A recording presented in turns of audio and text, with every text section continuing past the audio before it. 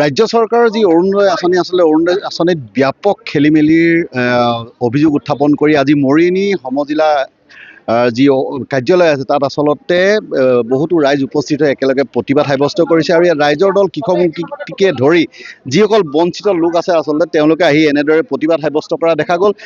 তেওঁলোকৰ অভিযোগ অনুসৰি যি মৰিয়নি বহুকেইটা অঞ্চলত আচলতে শেহতীয়া যি বানে গৰকি গ'ল, বানে গৰকি যোৱাৰ পাছত যি এককালীন সাহায্য, সেই সাহায্য নোপোৱাৰো অভিযোগ উত্থাপন কৰা সমান্তৰালভাৱে দেখা গৈছে যে যি অৰুণোদয় আঁচনিৰ আচলতে নাম কৰ্তনৰ এক অভিযোগ উত্থাপন হৈছে। আৰু এই অভিযোগৰ ভিত্তি কৰি আজি দেখা গৈছে যে মৰিয়নি সমজিলা আয়ুক্তৰ কাৰ্যালয়ত এনেদৰে মৰিয়নি সমষ্টিৰ ৰাইজৰ দলৰ কৃষক মুক্তিৰ সহযোগত আচলতে শতাধিক মহিলাসকল একত্ৰিত হৈ এনেদৰে প্ৰতিবাদ সাব্যস্ত কৰা হৈছে। কি হৈছে আচলতে বিষয়টো? চাওক, যোৱা কেইটামান দিন ধৰি বহু মহিলাৰ ফোন পাইছোঁ। মহিলাসকলৰ এটাই কমপ্লেইন যে আমাৰ অৰুণোদয় কাটি দিয়া হৈছে। যোৱাবাৰলৈকে পাইছে, আৰম্ভণিৰ পৰা পাইছে, এতিয়া কাটি দিছে। আৰু তেওঁলোকক যদি চাৰ্কল অফিচত কৈছে যে আমি নোৱাৰোঁ, এইটো বিজেপি দলৰ মানুহে কাটিছে, বুথৰ পৰা কাটিছে।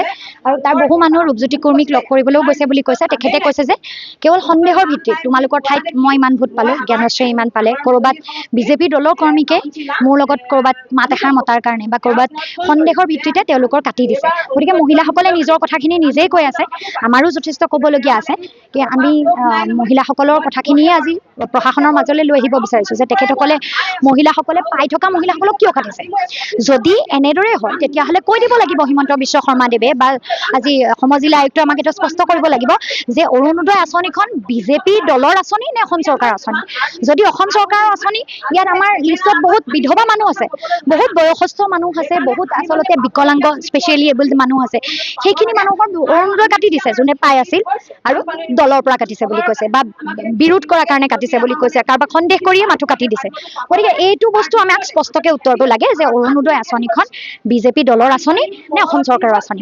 যদি অসম চৰকাৰৰ আঁচনি তেতিয়াহ'লে আয়ুক্তৰ অফিচ, আমাৰ সমজিলা আয়ুক্তৰ অফিচ বা চৰকাৰী অফিচ বা চাৰ্কল অফিচৰ মানুহে ছাৰ্ভে কৰিব। কিন্তু কৰে কি? 4জন BLO, 4জনে বিজেপি। তাৰমানে ইমান পঢ়ি শুনি যে আচলতে চিভিল ছাৰ্ভেণ্ট হয় মানুহখিনি, যিসকলে ইয়াত দায়িত্ব পায়, সেইসকলে কি কাম আছে? ইমান পঢ়ি শুনি যিসকলে দায়িত্ব লয় তেওঁলোকে ছাৰ্ভে কৰি পেলাই কোন যোগ্য কোন অযোগ্য সেইটো বাছ বিচাৰ কৰিব লাগে নে নাই? তাৰ ঠাইত কি কৰে? বিজেপিৰ দলীয় কৰ্মীয়ে বাছ বিচাৰ কৰে। এওঁ আমুকত ভোট দিছিল, এওঁ তামুকত ভোট দিছিল। আমাক লাগিবই যে মৰুণোদয় যদি অসম চৰকাৰৰ আঁচনি, তেতিয়াহ'লে হিমন্ত বিশ্ব শৰ্মাই স্পষ্ট কৰিব লাগে যে এখন অসম চৰকাৰৰ আঁচনি যোগ্য মানুহক দিব। তেওঁতো কৈছিল চব ৰেচন কাৰ্ড থকা মহিলাক দিব। তেনেহ'লে এতিয়া ইলেকশ্যনৰ পাছতে এইবোৰ নাটক কিয়? এইবোৰ বাছ বিচাৰ কিয়? যদি নোৱাৰে, নিদিয়ে, তেতিয়া স্পষ্টকে কৈ দিয়ক যে বিজেপি দলৰহে আঁচনি অৰুণোদয়। চৰকাৰী ধন অপব্যৱহাৰ নকৰিব, বিজেপি দলে আঁচনিখন দিয়ক আৰু এইটো স্পষ্ট কৰক। তেতিয়া আমি আহি এনেকে ৰাইজক লৈ এই মোৰ গৰমত ৰাইজে এনেকে ইয়াত আহি কন্দা কটা কৰি থাকিব নালাগে। তেতিয়া আমাক কওক যে অৰুণোদয় আঁচনি, আমাক হিমন্ত বিশ্ব শৰ্মাৰ পৰা স্পষ্ট উত্তৰটো লাগে যে অৰুণোদয় আঁচনি বিজেপি দলৰ নে অসম চৰকাৰৰ। যদি অসম চৰকাৰৰ, যোগ্য মানুহে পাব লাগিব। যদি দলৰ, তেতিয়াহ'লে তেওঁ ক্লিয়াৰিফাই কৰিব লাগিব দে, দল কৰিলে পাবা, নকৰিলে নোপোৱা। এইবোৰ মানুহ এইবোৰ হাৰাশাস্তি খাই বানপানীত ভুগি আছে, কক বকাই আছে, বস্তু বাহানি নষ্ট, জীৱ জন্তু মৰিছে, হাঁহ কুকুৰা মৰিছে, আৰু এই ৰ'দত আহি পেলাই চব কাম বাদ দি ইয়াত আন্দোলন কৰিবহি লগা হৈছে। গতিকে এইটো আমাৰ কথা। আমি আজি কিমান মানুহ লৈ আহিছোঁ? 300 মানুহ লৈ আহিছোঁ। যদি অনাগত দিনত এই সমস্যাটোৰ সমাধান নহয়, যোগ্যসকলে নাপায়, আমি 300টোৰ পিছফালে 1 শূন্য 2 শূন্য লগাই দিওঁ। 30,000 30,000 প্ৰয়োজন হ'লে মানুহ লৈ আমি উপায়ুক্ত কাৰ্যালয়ত যাম আৰু আমি ৰূপজ্যোতি কুৰ্মী ডাঙৰীয়াৰ ঘৰৰ সন্মুখত গৈ বহি থাকিম। তেখেতে ক'ব লাগিব মানুহক অপেনলি, ৰাজহুৱাকে মাইকত যে অৰুণোদয় মই কাটিছোঁ, মই যাক বিচাৰোঁ তাকহে দিম।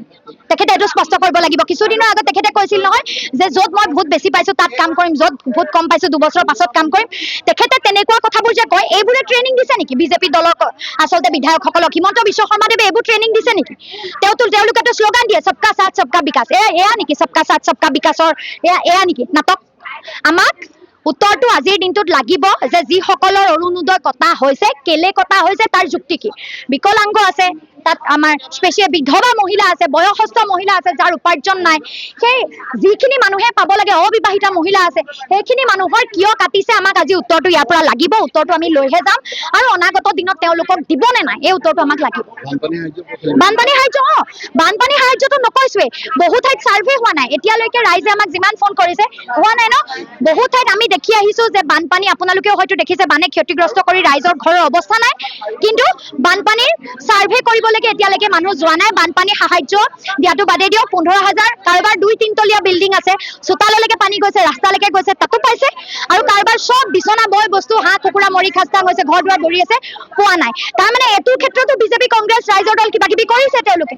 গতিকে বানপানীৰ সাহায্য ক্ষতিগ্ৰস্ত প্ৰতিজনক দিয়ক, আৰু অৰুণোদয় যোৰহাট, চৰাইদেউ, শিৱসাগৰৰ প্ৰতিখন পৰিয়ালক দিয়ক।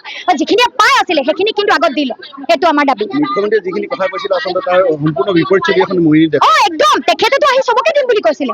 এতিয়া যিটো দেখিছো যে এতিয়া এইটো ইয়াত মৰিয়নিত যিটো দেখিছো, অৰুণোদয় আঁচনি আজিৰ দিনটোত মৰিয়নিত অসম চৰকাৰৰ আঁচনি হৈ থকা নাই, ৰূপজ্যোতি কুৰ্মীৰ আঁচনি হৈছে, বিজেপি চৰকাৰৰ বিজেপি দলৰ আঁচনি হৈছে।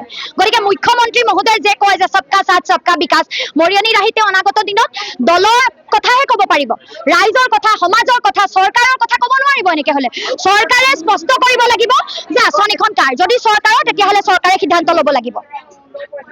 হয়, নিশ্চয়কৈ আচলতে এনেদৰে অভিযোগ প্ৰতি অভিযোগ উত্থাপন হৈছে। ইয়াত দেখা গৈছে যে ৰূপজ্যোতি কুৰ্মীৰ হৈ নলগাৰ ফলতে তেওঁলোকে অভিযোগ যি উত্থাপন কৰিছে, ৰূপজ্যোতি কুৰ্মীৰ হৈ আচলতে যোৱাটো নিৰ্বাচনত তেওঁলোকে সহযোগ নকৰাৰ বাবেই আজি আচলতে এনেদৰে অৰুণোদয় আঁচনিৰ পৰা বঞ্চিত হৈছে বুলি কৈছে। মই মহিলা কাৰোৰ লগত কথা পাতিম। বাইদেউ, আগতে পাই আছিলে নেকি? আগতে পাই আছিলো ছাৰ, পাই থকাৰ পিছতে ভোটৰ টাইমতো পালো। ভোটৰ আগতে 52,000 টকাকে দিলে যে, তেতিয়া পালো। পাছত আৰু যে এইটো এতিয়া কেলে কাটিলে নাজানো, মানে এতিয়া পাব লাগে। গম পাই নেকি কেলে কাটিলে? গম পা মানে এতিয়া কেনেকে ভোট নাই দিয়া কিজানি নেকি, সেই তেনেকুৱাৰে কাটিলে। সকলোৰে মানুহে এটাই সন্দেহ হৈছে। মই এগৰাকী মহিলাক দেখুৱাম, শাৰীৰিকভাৱে বিশেষভাৱে সক্ষম আচলতে। আগতে অৰুণোদয় পাইছিলে নেকি?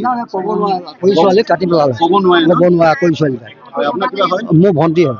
কি হৈছিলে আগতে? বিকলাংগও পাই আছিলে, তাৰপৰা এই অৰুণোদয় বুলি ভৰাই দিলে।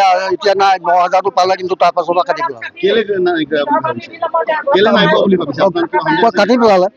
কেতিয়া কাটিলে? এইবাৰ কাটিলে? এইবাৰ সেইটো নিশ্চয় মোৰ সতীৰ্থক দেখাবলৈ কম। এইগৰাকী আচলতে বিশেষভাৱে সক্ষম, আৰু যি অৰুণোদয় আঁচনি আচলতে যাৰ বাবে এই আঁচনিখন ৰূপায়ণ কৰিছে, আচলতে এইসকল মহিলাক লৈ অৰুণোদয় আঁচনিখন আচলতে ৰূপায়ণ কৰা হৈছিল। আৰু এইসকল মহিলা আজি বঞ্চিত হৈ এনেদৰে প্ৰচণ্ড ৰ'দকো নেওচি আচলতে এনে হনুমান জিলা আয়ুক্তৰ কাৰ্যালয়ত আহি তেওঁলোকে নিজৰ প্ৰাপ্য অধিকাৰ বিচাৰি ধৰ্ণা কাৰ্যসূচী ৰূপায়ণ কৰিবলৈ বাধ্য হৈছে।